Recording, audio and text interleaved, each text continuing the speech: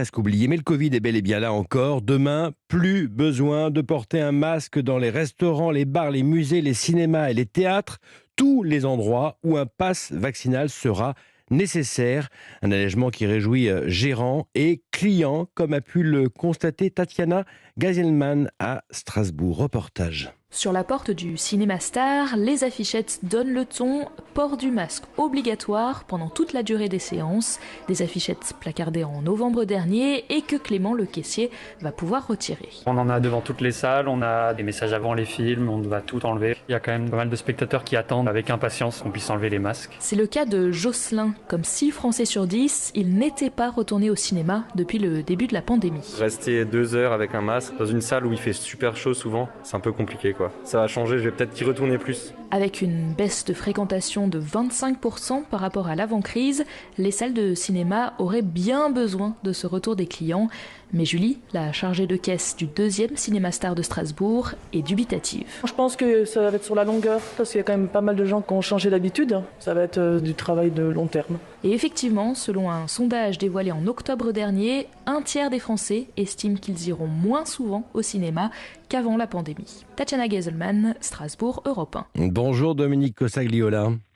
Bonjour. Épidémiologiste et membre de l'Académie des sciences. Cet allègement demain, c'est une bonne chose ou alors vous dites finalement c'est trop tôt? Je pense que c'est trop tôt. On sait que les personnes vaccinées peuvent quand même attraper la maladie, surtout avec Omicron, donc c'est d'autant plus absurde avec Omicron. Et dans une salle où il y a 50 personnes, compte tenu de l'incidence actuelle, si on prend l'incidence en Île-de-France, qui est à peu près la région où elle est la plus faible, eh bien la probabilité que sur 50 personnes, il y en ait au moins une de positive, c'est 40%. Sur 100 personnes, ça serait 64%. C'est intéressant ce que vous dites, parce que ça veut dire que la guerre en Ukraine a fait passer le Covid au second plan.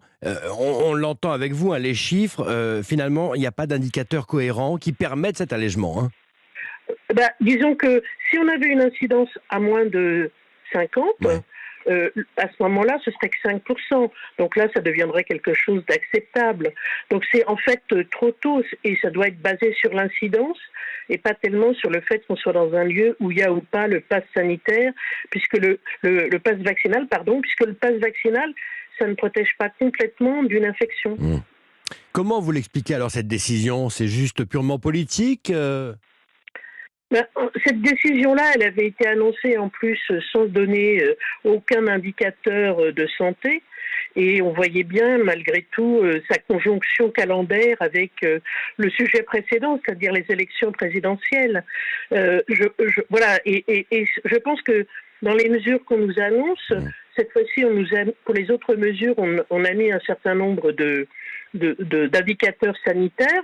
Par exemple, on dit qu'il faudrait que le R0 soit durablement inférieur à 1, mais on n'a pas défini ce qu'on appelait durablement, donc toutes les interprétations sont possibles. Donc ça veut dire qu'il faut être vigilant encore et que les gestes barrières sont encore très importants à garder.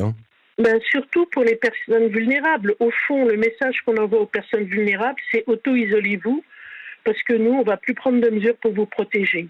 Ça ne me paraît pas être une bonne mesure de santé publique. Merci à vous Dominique Cossagliola.